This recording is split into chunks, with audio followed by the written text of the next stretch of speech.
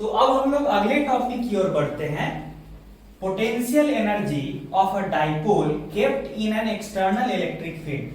ठीक है, मान लीजिए एक एक्सटर्नल इलेक्ट्रिक फील्ड है,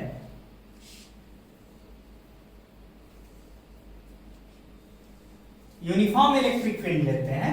सबसे पहले एक एक्सटर्नल इलेक्ट्रिक फील्ड है और फील्ड का स्ट्रेंथ है E। एक डाइपोल है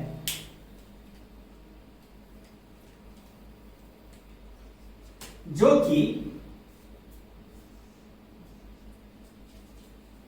इस तरह से कुछ θ1 एंगल बना के है। किसके साथ θ1 बनाए हुए? एक्सटर्नल इलेक्ट्रिक फील्ड के साथ, ये डाइपोल। ठीक है, अब मुझे मन कर रहा है कि इस डाइपोल को घुमा के θ1 से घुमा के कहां ले जाए? θ2 तक। मुझे मन है कि इस डाइपोल को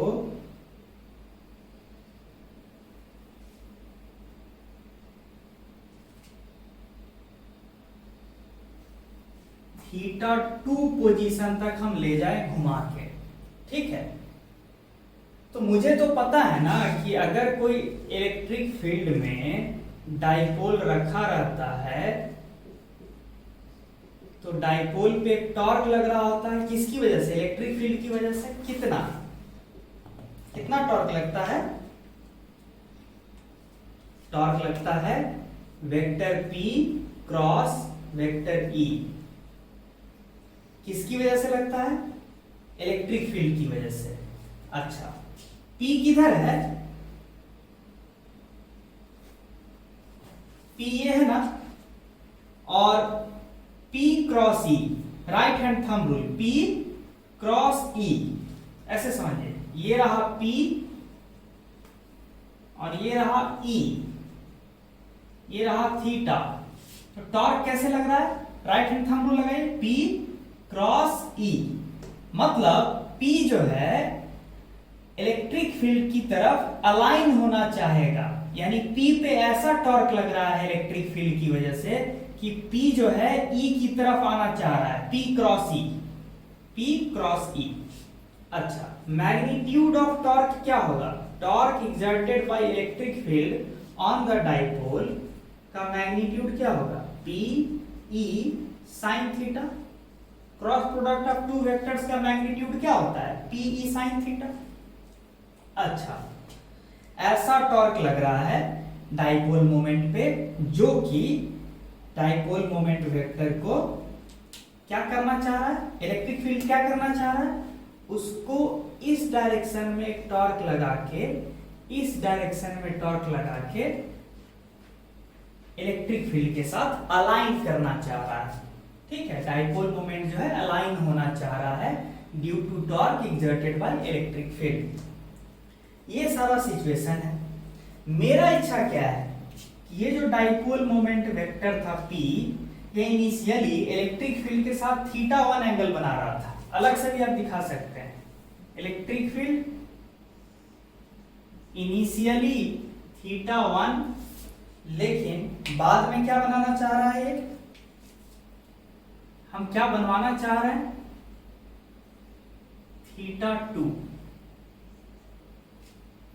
ठीक है भैया, सीधी सी बात है कि इलेक्ट्रिक फील्ड जो है टॉर्क लगा रहा है किस सेंस में? रेड वाला सेंस में। रेड एरो जो जिस तरफ दिखा रहा है ना, इंडिकेट कर रहा है, उस सेंस में इलेक्ट्रिक फील्ड टॉर्क लगा रहा है। तो मेरे जैसा जो एजेंट है उसको इस डाइपोल मोमेंट पे किधर टॉर्क लगाना होगा? अगर मैं चाह रहा हूं कि इसको घुमाऊं उल्टे डायरेक्शन में, तो एजेंट को टॉर्क जो लगाना होगा, मेरे जैसे एजेंट को डाइपोल मोमेंट पे जो टॉर्क लगाना होगा वो जस्ट ब्लैक एरो के सेंस में लगाना होगा, ऐसे। और हम चाहते हैं कि ये डाइपोल मोमेंट को स्लोली घुमा के θ1 से θ2 पोजीशन पे ले जाए। तो चलिए शुरू करते हैं कहानी कि work done by agent, a small work done by agent to rotate the dipole slowly by an angle theta, by an angle theta नहीं बल्कि d theta, at the moment vector p makes angle theta with vector e बराबर क्या होना चाहिए। Short में मैं क्या बोल रहा हूं कि जो मेरे जैसा एजेंट है वो डाइपोल को घुमा के उल्टे सेंस में थीटा 2 तक ले जाना चाह रहा है, तो मुझे टॉर्क लगाना होगा, इस सेंस में टॉर्क लगाना होगा। कितना लगाना होगा? अगर मैं स्लोली ले जाना चाहता हूं तो उतना ही लगाना होगा, ऑलमोस्ट जितना कि इलेक्ट्रिक फील्ड उल्टे सेंस में लगा रहा है। तो इलेक्ट्रिक फील्ड कितना टॉर्क लगा रहा था? P E sine theta. कब लगा रहा था पीई साइन थीटा? जब dipole moment vector theta angle बना रहा था फील्ड के साथ। ठीक है, तो मेरा कहना है ये रहा इलेक्ट्रिक फील्ड, ये रहा डाइपोल मोमेंट, ये रहा थीटा, और हल्का सा से घुमा के हम डाइपोल मोमेंट को ये डी थीटा एंगल घुमा दिए, ये डी थीटा हुआ, घुमा दिए। कितना टॉर्क लगा के? P E sine theta. मुझे ये बोलने का जरूरत नहीं होना चाहिए कि मैं टॉर्क लगा रहा हूं पीई साइन थीटा इस मोमेंट पे और एंगुलर डिस्प्लेसमेंट करवा रहा हूं डी थीटा, तो कितना वर्क करना होगा? टॉर्क अप्लाइड बाय एजेंट गुने ए स्मॉल एंगुलर डिस्प्लेसमेंट, यही ना हो जाएगा work done by agent to slowly rotate by angle D theta. किसको? डाइपोल मोमेंट को। अच्छा, तो total work done by agent क्या होगा? क्या होगा बताइए? P E sine theta D theta को इंटीग्रेट करेंगे। शुरुआत कहां से किए थे? थीटा 1 से। कहां तक ले जाएंगे? थीटा 2 तक। बताइए तो ये इंटीग्रेट होके क्या आएगा? पीई साइन थीटा का इंटीग्रेशन क्या होता है? Minus cos theta. कहां से कहां तक? थीटा 1 से थीटा 2 तक। ये कहानी हुआ है अभी तक। ठीक है, अब आगे बढ़ते हैं।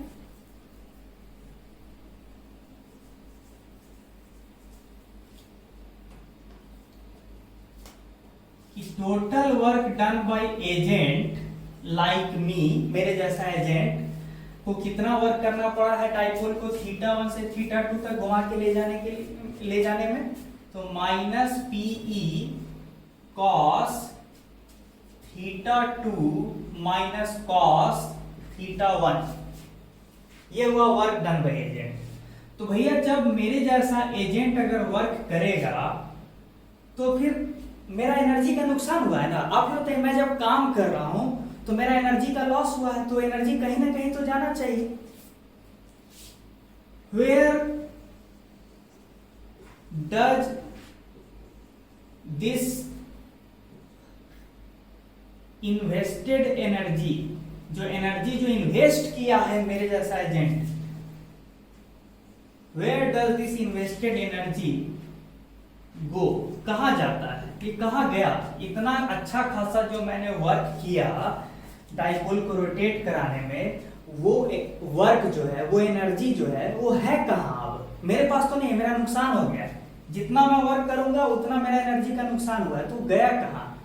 वो हिडन फॉर्म में डाइपोल मोमेंट के पोटेंशियल एनर्जी में स्टोर हो गया है।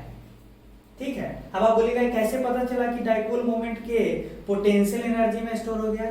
कॉमन सेंस की बात है। जैसे ही आप इस डाइपोल को घुमा के थीटा 1 से थीटा 2 पे ले जाइएगा तो छोड़ दीजिएगा ना, तो क्या होगा पता है? क्या होगा पता है? जैसे ही छोड़ दीजिएगा घुमा के, जानते हैं, तो इलेक्ट्रिक फील्ड का जो टॉर्क है इस तरह से लगने लगेगा डाइपोल पे और उसको तेजी से घुमा के θ1 डायरेक्शन की तरफ लाने लगेगा, यानी इनिशियल पोजीशन की तरफ लाने लगेगा, और अच्छा खासा डाइपोल मोमेंट वेक्टर के पास एंगुलर वेलोसिटी आ जाएगा, तो काइनेटिक एनर्जी भी आ जाएगा। तो इससे पता चला कि अच्छा हिडन फॉर्म में डाइपोल मोमेंट के पास पोटेंशियल एनर्जी स्टोर हो गया था जब मेरे जैसा एजेंट उसको घुमा के θ1 से θ2 पे ले गया था। तो हम ये बोल सकते हैं कि work done by agent is equal to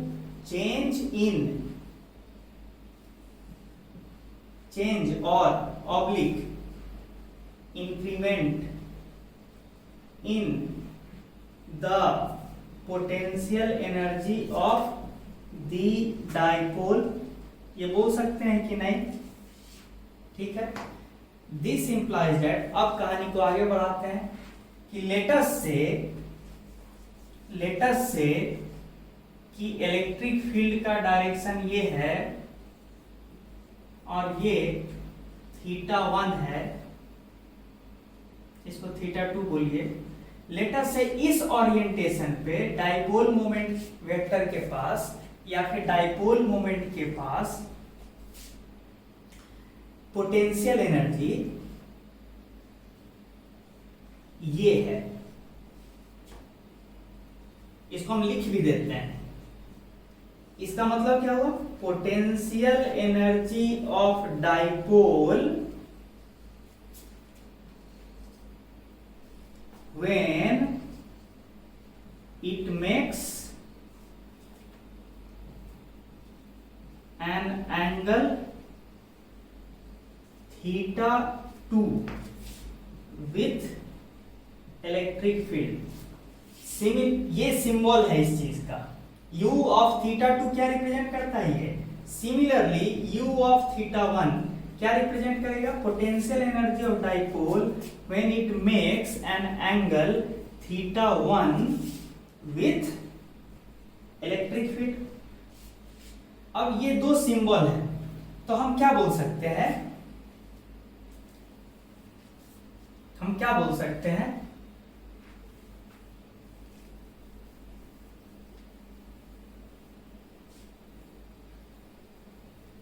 कि work done by agent must be equal to change in potential energy. तो final potential energy at the location θ2 घटे initial potential energy at the location θ1, यही होना चाहिए। Whatever work has been done by the agent is stored in the form of extra potential energy. ठीक है, लेकिन work done by agent तो यहां लिखे हुए हैं, तो लिखिए -PE cos θ2 माइनस cos θ1 बराबर potential energy at the location θ2 minus potential energy at the location θ1। ठीक है, अब आगे की बात करते हैं। अब एक और इंपॉर्टेंट पॉइंट, किस पोजीशन पे, किस एंगुलर पोजीशन पे पोटेंशियल एनर्जी का वैल्यू क्या होगा, ये मेरे जैसे एजेंट पे डिपेंड करता है।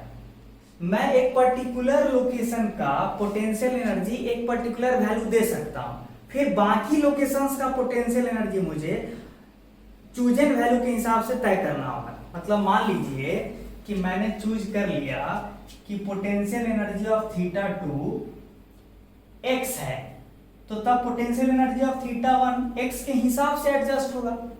ठीक है, तो पोटेंशियल एनर्जी का वैल्यू किसी पर्टिकुलर एंगल पे क्या है ये बहुत बड़ा मायने नहीं रखता है। मायने रखता है कि पोटेंशियल एनर्जी का डिफरेंस क्या है। कहने का मतलब कि लेटर से कि डाइपोल मोमेंट θ1 एंगल पे जब था तो हम बोल दिए ना कि इसका पोटेंशियल एनर्जी 5 जूल है, और हमको θ2 तक ले जाने में जो वर्क करना पड़ा है, मान लीजिए θ2 तक ले जाने में वर्क जो करना पड़ा है मान लीजिए 15 जूल है। तो इसका मतलब है कि यहाँ का पोटेंशियल एनर्जी क्या होना चाहिए? शुरुआती पोटेंशियल एनर्जी हम मान लिए 5 जूल और हमको वर्क करना पड़ गया 15 जूल, तो फिर यहाँ का पोटेंशियल एनर्जी क्या लिखना होगा? 20 जूल। अब भी देखिए, लेकिन डिफरेंस कितना का है? पोटेंशियल एनर्जी का डिफरेंस 15 जूल के बराबर है। कौन सा 15 जूल? जितना हमको वर्क करना पड़ा है। मतलब मेन चीज क्या है कि मेरे जैसे एजेंट को वर्क कितना करना पड़ा है, वो मेन चीज है। और वही वर्क जो है एक्चुअल में चेंज इन पोटेंशियल एनर्जी का रूप लिया है। तो पोटेंशियल एनर्जी से कई गुना ज्यादा इंपॉर्टेंट क्वांटिटी है चेंज इन पोटेंशियल एनर्जी। क्यों? अब मान लीजिए हम जानबूझ के बोलते हैं कि θ1 पोजीशन पे 0 जूल एनर्जी है, हम मान सकते हैं, हम रेफरेंस ले लिए कि θ1 पे 0 जूल है, लेकिन वर्क अब भी मुझे कितना करना पड़ेगा, 15 जूल। तो फिर θ2 पोजीशन पे हमको पोटेंशियल एनर्जी क्या मानना होगा, यहाँ का 0 जूल है तो 0 में 15 जोड़ दीजिए, तो फिर θ2 लोकेशन पे क्या बोलेंगे पोटेंशियल एनर्जी, 15 जूल। तो हम क्या कहना चाह रहे हैं कि ये मेरे ऊपर है कि एक पर्टिकुलर एंगुलर पोजीशन पे डाइपोल का पोटेंशियल एनर्जी क्या मानते हैं। लेकिन हाँ, फिर एक बार तय कर लिए तो उसके रेफरेंस में ही, उसके रेस्पेक्ट में ही बाकी पोजीशन का पोटेंशियल एनर्जी हम लिखेंगे। ठीक है, अगर यहाँ का 0 लिखे हैं तो यहाँ का 15 लिखेंगे, यहाँ का 5 लिखे हैं तो यहाँ का 20 लिखेंगे। क्या मानते हुए कि मेरे जैसे एजेंट को 15 जूल वर्क करना पड़ा है। तब समझ में आ रहा ना, ये सब चीजें पहले भी पढ़ चुके हैं। इसी लॉजिक को हम यहां आगे बढ़ाते हैं।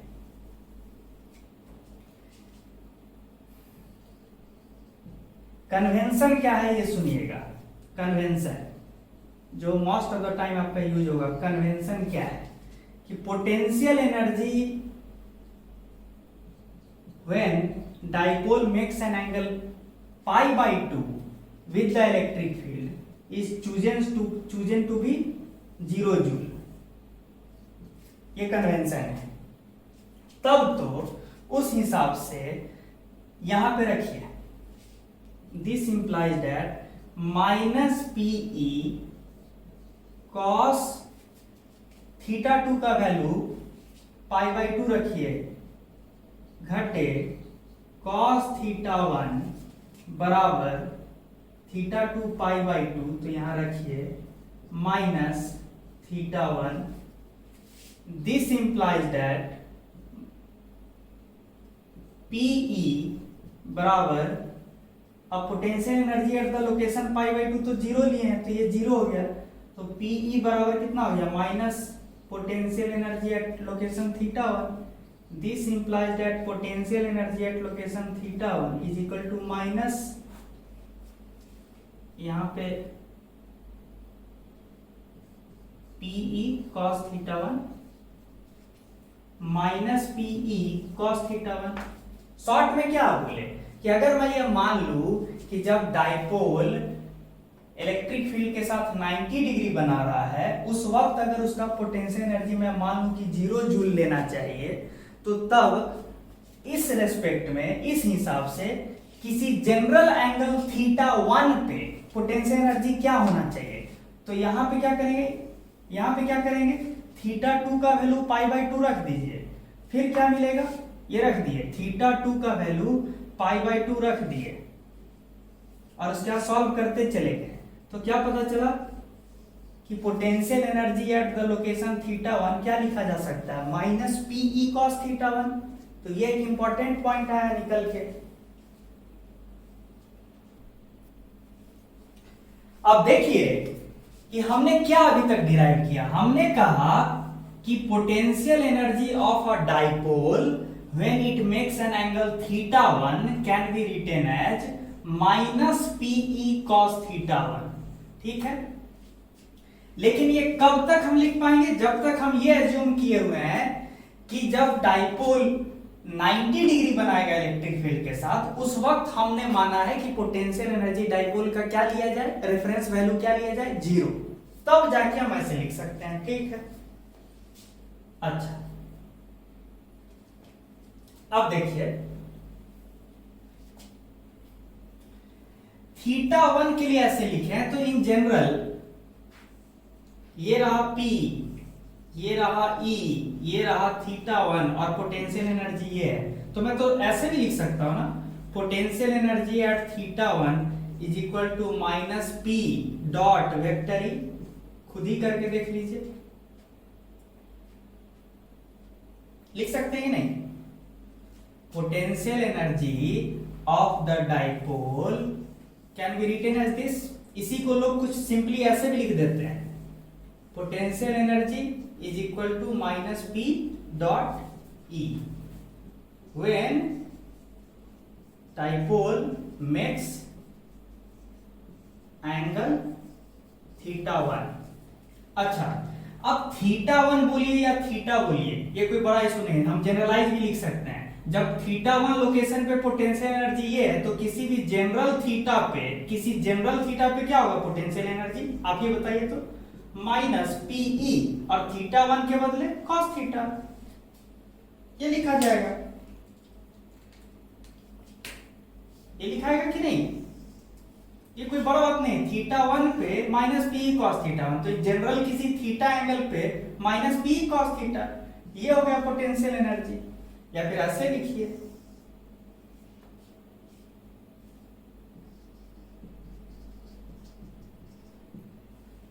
अच्छा अब आपके मन में डाउट होगा कि सर आपने जो भी डिराइव किया है वो तो यूनिफॉर्म इलेक्ट्रिक फील्ड के लिए डिराइव किया है। तो मैं एक लाइन और जोड़ता हूं कि डाइपोल इतना छोटा होता है कि even non uniform electric field में भी क्या होता है कि मान लीजिए ये नॉन यूनिफॉर्म इलेक्ट्रिक फील्ड है, ये और डाइपोल इतना छोटा होता है, इतना छोटा होता है कि एक्चुअल में आपको दिखाई भी नहीं देगा। ये तो आपको दिखाने के लिए ना, बस समझाने के लिए नहीं इतना बड़ा दिखाते हैं, तो इतना होता है कि आपको दिखाई भी नहीं देता है।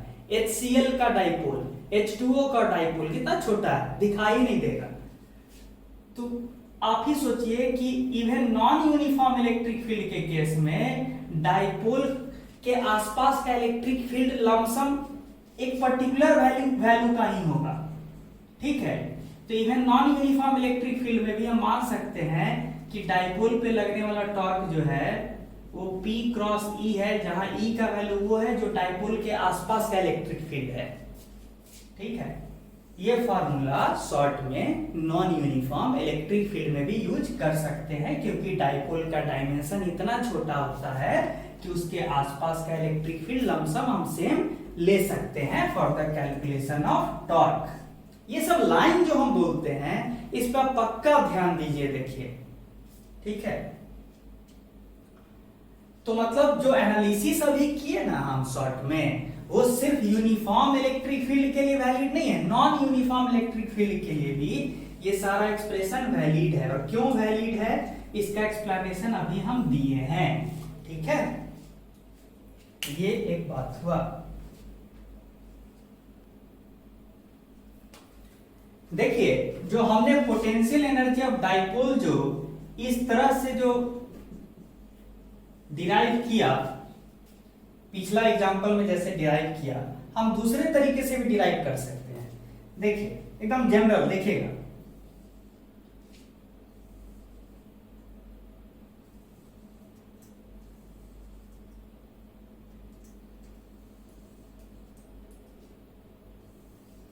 एक नॉन यूनिफॉर्म इलेक्ट्रिक फील्ड है और उसमें हम क्या कर रहे हैं, एक डाइपोल को रख दे रहे हैं।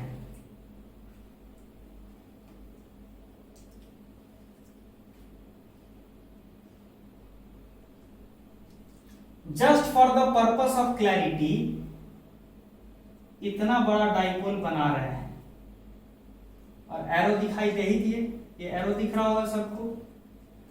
अब आप ही बताइए कि यहां प्लस क्यू चार्ज है और यहां माइनस क्यू चार्ज है, plus Q minus Q. Dipole का लेंथ एल ले लीजिए, ठीक है। अब आप बताइए कि जिस पोजीशन में प्लस क्यू चार्ज है यहां पे, वहां का कुछ पोटेंशियल होगा कि नहीं। जहां पे प्लस क्यू चार्ज है डाइपोल का, वहां का कुछ पोटेंशियल होगा। लेट अस से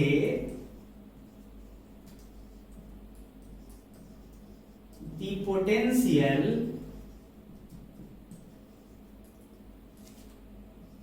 eight the location of plus Q charge is equal to V subscript plus, यानी ये सिंबल है for the value of potential at the location of plus Q charge, ठीक है। Similarly the potential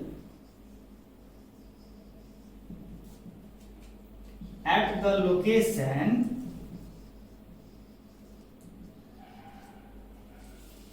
of minus q charge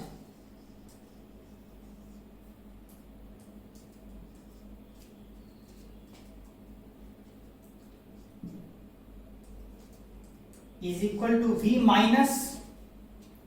अब आप ही बताइए कि हम तो जानते थे कि तब तो ये जो सिस्टम ऑफ माइनस और प्लस क्यू चार्जेस का टोटल पोटेंशियल एनर्जी कैसे लिखते हैं, तो क्या लिखते हैं, potential energy of plus Q charge कैसे लिखेंगे, चार्ज मल्टीप्लाइड बाय पोटेंशियल जहां पे क्यू चार्ज रखा हुआ। Similarly potential energy of minus Q charge कैसे लिखेंगे,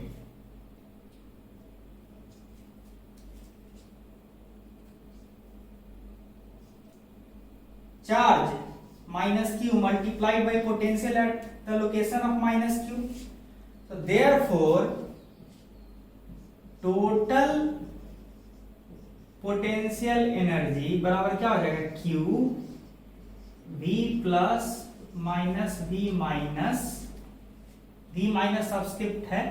अब क्या करेंगे, जानबूझ के हम इस क्वांटिटी को डिवाइडेड बाय एल कर दें और इंटू एल कर देते हैं, कर ही सकते हैं। अब Q इंटू एल क्या हुआ, डाइपोल मोमेंट का वैल्यू हुआ। अच्छा, V plus minus V minus by L. अब आपको पता होना चाहिए कि डाइपोल मोमेंट वेक्टर का लेंथ जो होता है ना बहुत छोटा होता है, टेंडिंग टू जीरो।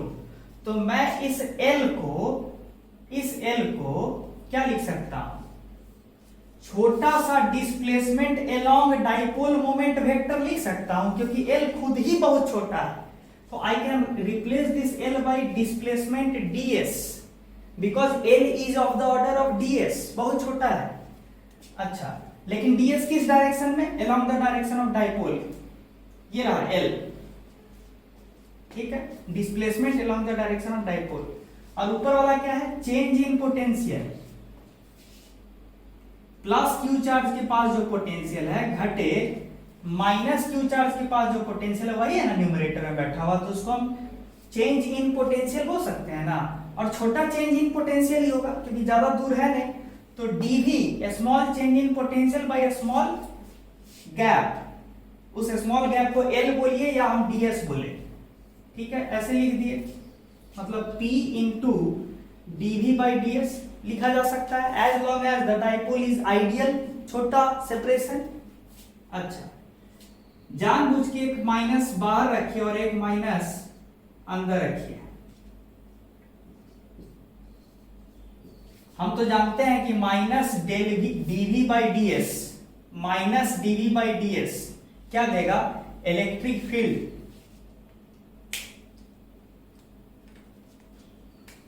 ये क्वांटिटी क्या देता है, electric field along the direction of dipole moment. Dipole moment का जिधर डायरेक्शन है उसके along इलेक्ट्रिक फील्ड का कितना कंपोनेंट है। क्यों, क्योंकि ds जो था ना small displacement along the length of dipole है, जो कि लेंथ ऑफ डाइपोल के ऑलमोस्ट बराबर ही होगा। ये ds और ये l ऑलमोस्ट बराबर, क्यों, क्योंकि l बहुत छोटा होता है टेंडिंग टू जीरो, इसलिए ये प्रॉपर्टी यूज कर रही है। अब आप बताइए कि हम इसको लिखने जा रहे हैं और आगे बराबर minus p into electric field का component along the length of the dipole EL, ये चीज है, ठीक है, EL। अब आप ही बताइए कि यहां पे अगर इलेक्ट्रिक फील्ड, जहां डाइपोल है ना उसके आसपास अगर इलेक्ट्रिक फील्ड कुछ ऐसा है तो, और डाइपोल मोमेंट वेक्टर का एरो को थोड़ा सा एक्सटेंड कर लीजिए, तो अगर डाइपोल मोमेंट वेक्टर और इलेक्ट्रिक फील्ड के बीच एंगल थीटा है तो बताइए तो इलेक्ट्रिक फील्ड का component along the direction of dipole क्या हो जाएगा, कैपिटल ई का कॉस थीटा नहीं हो जाएगा? तो ये जो ईएल है इलेक्ट्रिक फील्ड का component along the length of the dipole, वो क्या हो जाएगा? E cos theta, where theta is the angle between electric field vector and dipole moment vector. तो फिर यहां भी तो वही कहानी आ गया, पोटेंशियल एनर्जी जो है आप यहां भी तो minus P dot E derive कर दिए ना, एकदम जनरल रिजल्ट की तरह डिराइव कर दिए ना आप। इस सारे चीज में सबसे इंपॉर्टेंट पॉइंट क्या था कि I can replace the length of dipole by a small displacement ds along the length of dipole. Why? Because L itself is tending to 0, इसलिए L को रिप्लेस कर सकते हैं ds से। ठीक है, ये इंपॉर्टेंट पॉइंट था।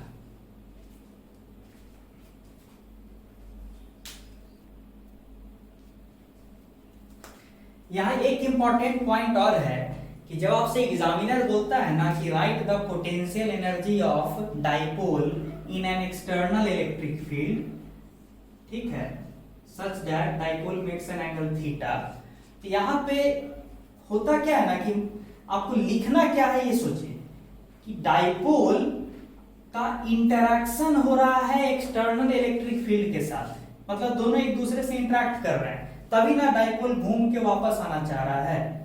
ठीक है ना, तो हम लोग से जब जनरली पूछा जाता है ना कि right the potential energy of dipole, ये अगर पूछा जाता है तो एक्चुअल में हम लोग एक चीज को इग्नोर करते हैं। क्या चीज? तो देखिए, plus charge minus charge dipole separation है, तो बाबू यहाँ Q है, यहाँ माइनस Q है, दोनों चार्ज के बीच का सेपरेशन है, तो एक पोटेंशियल एनर्जी तो इस दोनों चार्ज के इंटरैक्शन की वजह से भी है ना।